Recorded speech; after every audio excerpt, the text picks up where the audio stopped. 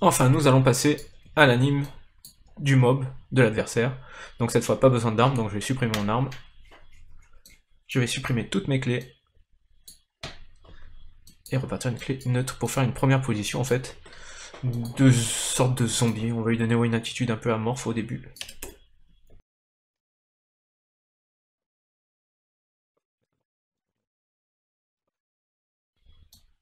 Et lui, s'il doit se pencher, ce sera dans le sens inverse de notre idol. On regarde toujours sous cette vue-là.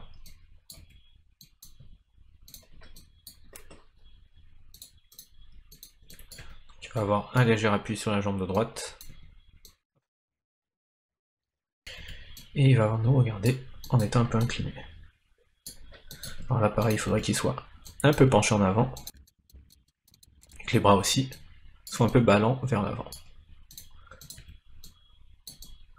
Voilà. Donc là, on a une attitude un peu amorphe, comme une sorte de zombie. Et en plus, ce n'est pas une position symétrique. Vous voyez, on a une jambe qu'on peut même faire plus avancer encore en avant. En ajoutant aussi une rotation. En tournant aussi le bassin dans ce sens. Et après, en contrebalançant avec, ici, notre torse qui va dans l'autre sens. Donc, si on regarde de dos, qu'est-ce que ça donne?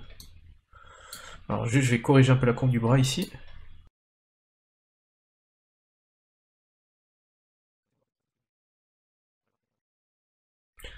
Hop, je vais encore plus lui baisser la tête en avant, lui pencher la tête en avant. On va avoir un côté un peu plus menaçant. Voilà. Là, il regarde vraiment dans le vide.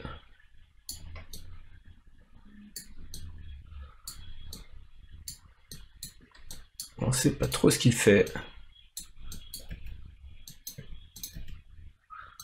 Hop là, j'ajuste un peu aussi pour avoir une position un peu plus arrondie au niveau du bras là. Voilà.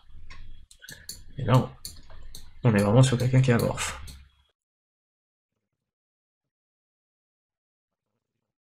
Ce qu'on peut faire pour encore plus casser la symétrie, c'est que je courbe, je penche d'un côté le bassin et de l'autre, dans le côté inverse, le torse. Ça casse encore un peu plus la symétrie. Et ça rend la pose plus dynamique. Vous voyez. Là, si j'ajuste, voilà, on a une sorte de S en fait qui se dessine, qui part d'ici et qui remonte le long du cou. Voilà.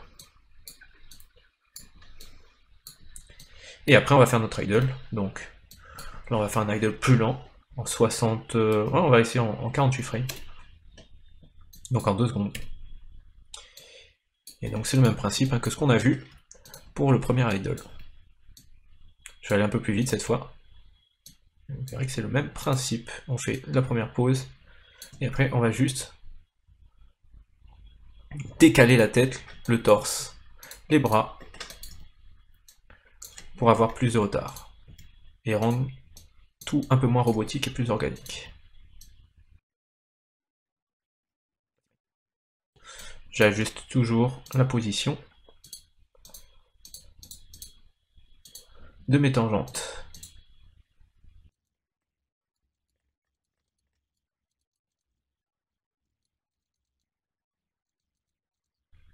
Pareil pour les bras.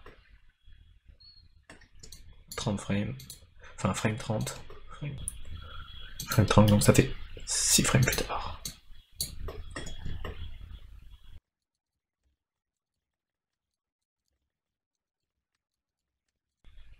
Si je regarde de loin, est-ce qu'on a assez d'amplitude de mouvement? Ouais, je pourrais bouger un peu aussi légèrement sur le côté du bassin.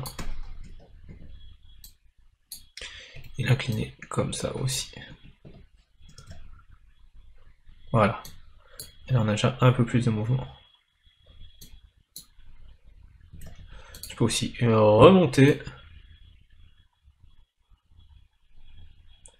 Quoique non, juste plus descendre mon torse ici, sur le translate Y.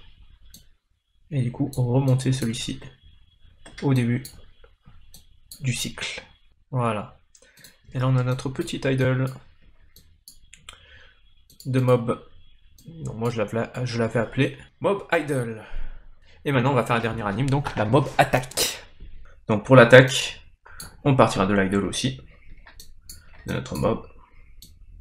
Donc là pareil, position de préparation d'attaque. On fait pencher légèrement en arrière. Le torse aussi. On va utiliser aussi le translate du torse. Pour vraiment avoir une belle amplitude de mouvement. Ensuite on va reculer notre bras. Comme s'il donnait une grosse gifle en fait. Mais une bonne grosse gifle.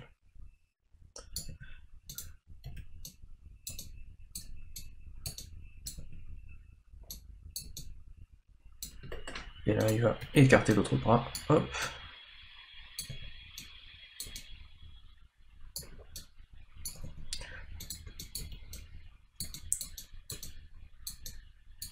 Tout en regardant sa cible.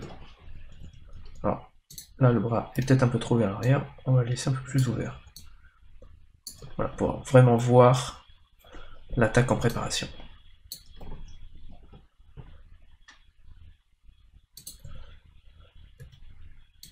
Et le pied va être légèrement levé lui aussi. Donc là on va avoir une rotation de ce pied. D'appui, voilà. Vous voyez, toutes les petites parties du corps bougent, il n'y en a pas une seule qui bouge pas. Et après, donc là je fais un S pour verrouiller la pose, et on va avoir la pose de fin, où il pose le pied au sol, tac, et là cette fois, il va avoir, comme s'il lançait une balle aussi, hein. C'est un peu le même geste.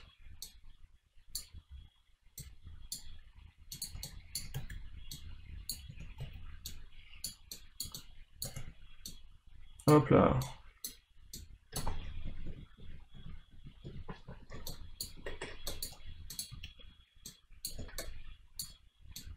Et là du coup on fait une petite aussi rotation du pied qui va suivre le mouvement. Donc voilà, le maître mot c'est toujours d'avoir un bon contraste entre nos poses, pour que ça soit intéressant pour l'œil.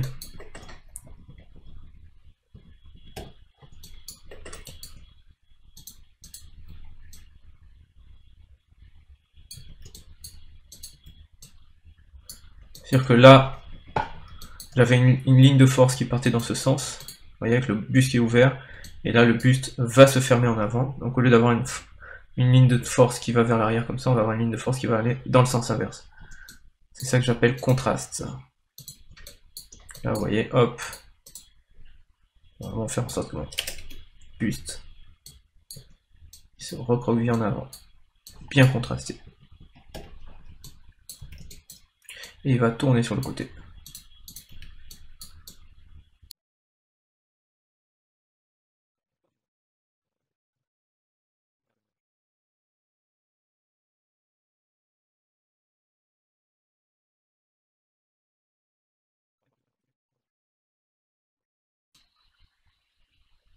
Voilà, là j'ai mes extrêmes. Et maintenant je vais faire mes transitions. Donc je fais un S. Donc là je suis content. Ah quoique non, pas là. Ici je vais avoir une pose de bras un peu plus intéressante, même de dos. Voilà. Et là je vais faire en sorte quand même qu'on voit mon autre bras.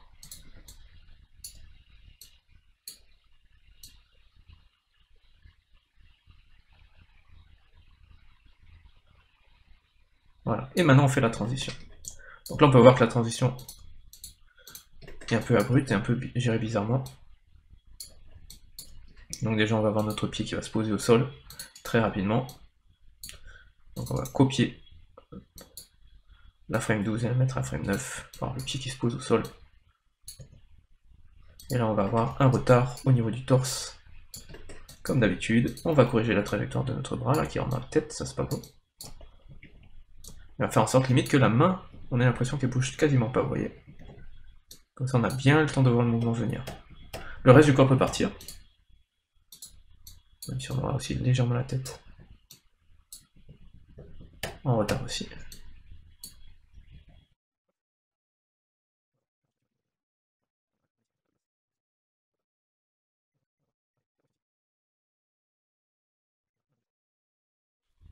Alors là pareil je peux terminer mon animation vers la frame, on va dire 22.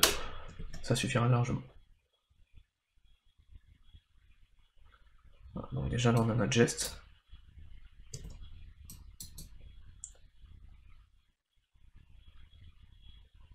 Donc ici ma main par contre est un peu trop raide.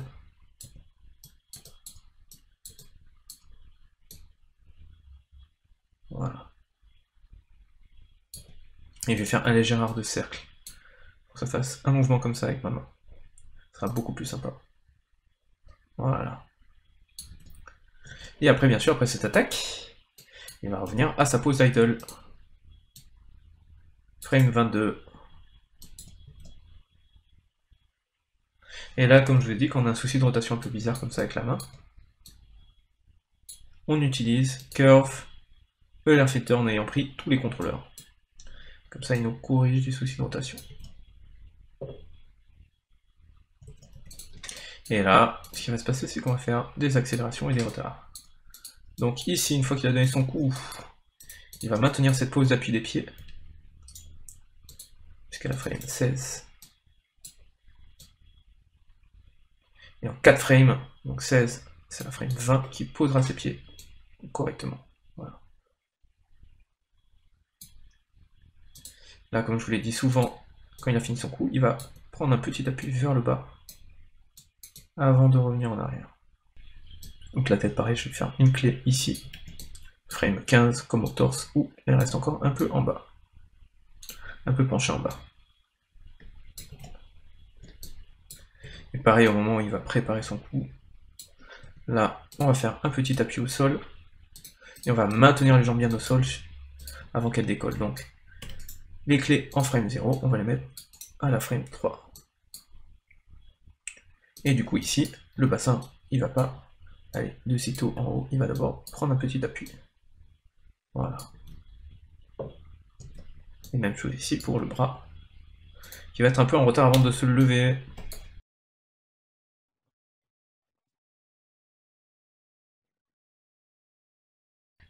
Voilà, là on a quelque chose de bien dynamique pour notre attaque. On a une belle claque.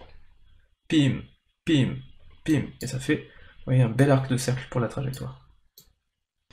Et donc voilà, pour les animations. Vous voyez que c'est le même principe qui revient à chaque fois avec créer d'abord des poses clés, des poses principales, pose d'idle, la pose d'anticipation, la pose de frappe.